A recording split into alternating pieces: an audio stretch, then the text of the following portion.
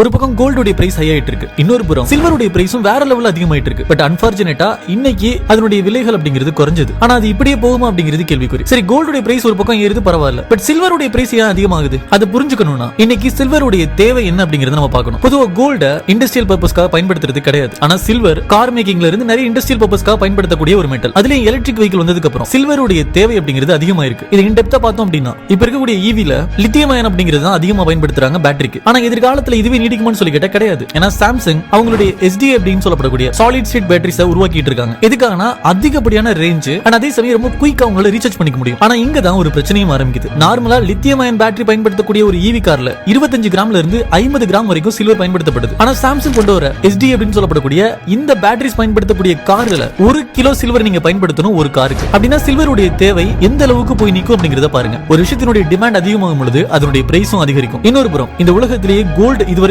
எவ்வளவு எடுக்கப்பட்டிருக்கோ அதை விட 8 இருந்து 9 மடங்கு அதிகமா தான் சில்வர் எடுக்கப்பட்டிருக்கு. ஆனா சில்வருடைய தேவைகள் அப்படிங்கிறது கோல்டை விட அதிகமா இருக்கு.